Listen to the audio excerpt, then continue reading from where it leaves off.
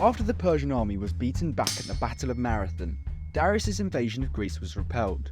But being such a monumental global superpower, the Persian Empire was far from crippled by the loss of one single battle.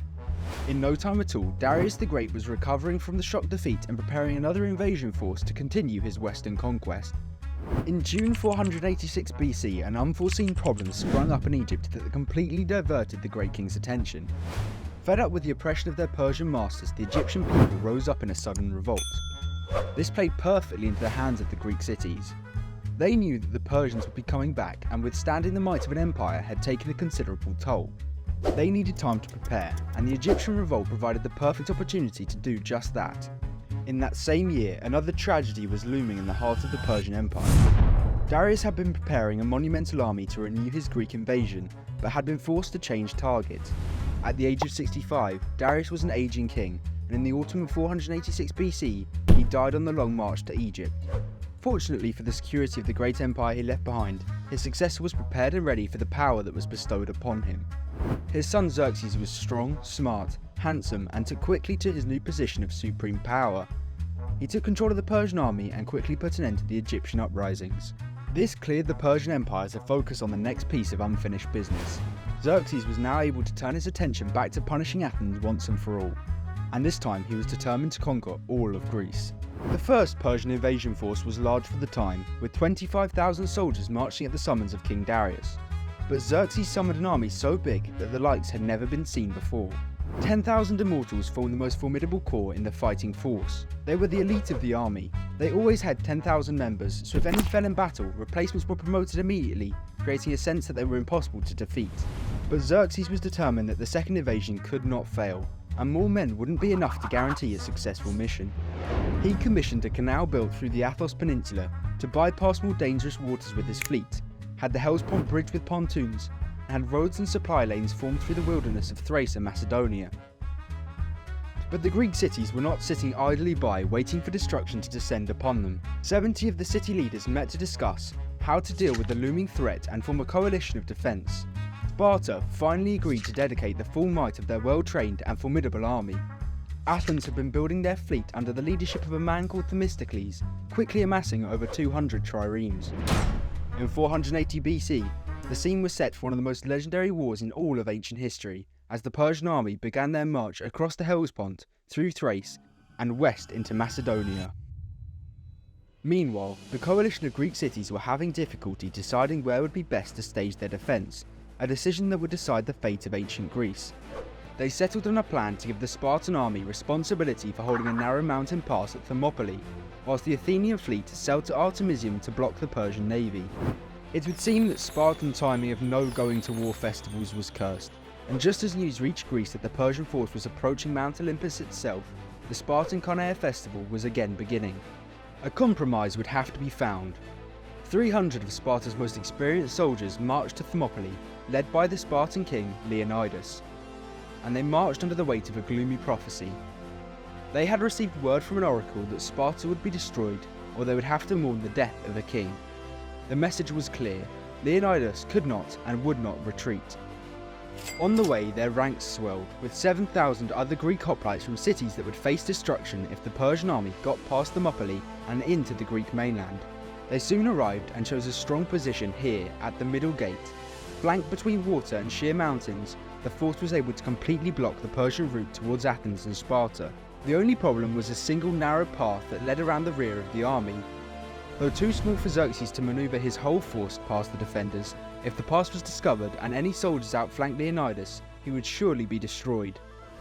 As the approach of the Persian army was imminent, 1,000 soldiers were left to guard the pass and ensure that this wouldn't be allowed to happen.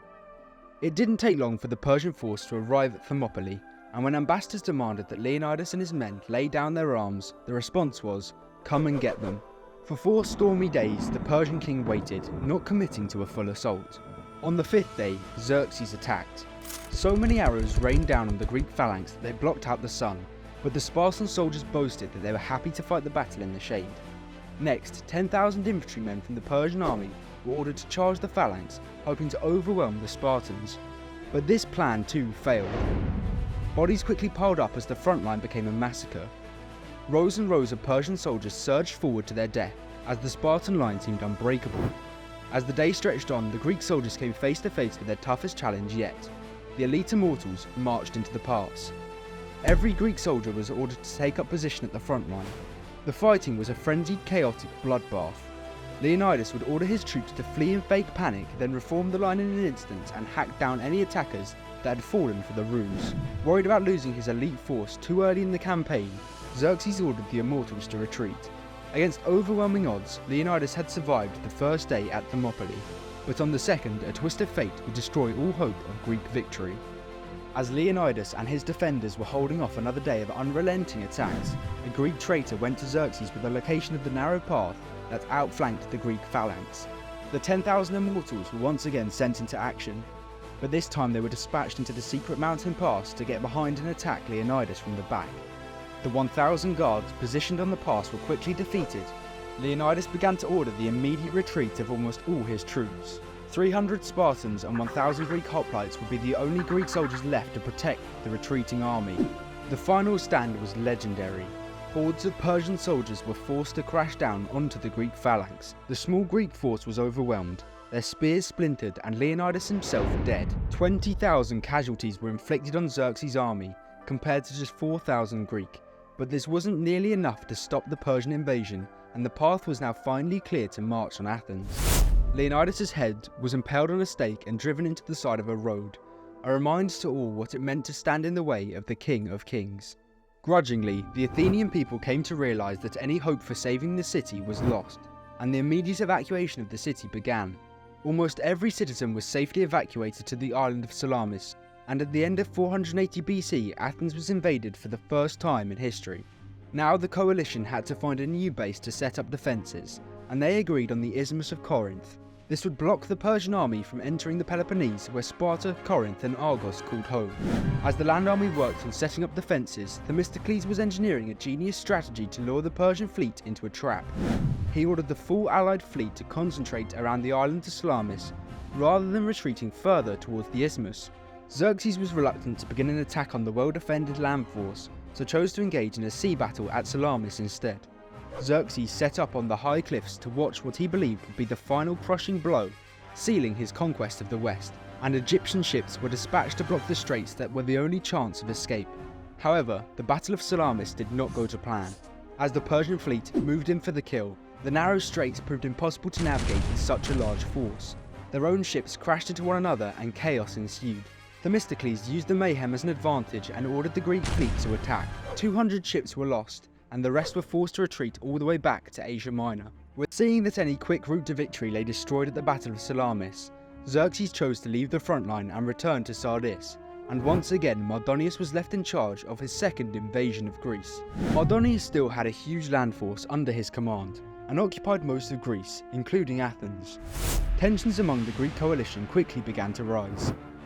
Sparta were reluctant to send their army past the defensive position, as it would risk the loss of their own city, whilst Athens were adamant that a Greek army should push the advantage and drive the Persian army completely out of Greece, once and for all.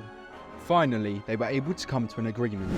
Mardonius was camped out at Bluejay with just 80,000 men left from the original invasion force, as 70,000 men from the Greek coalition marched to meet them.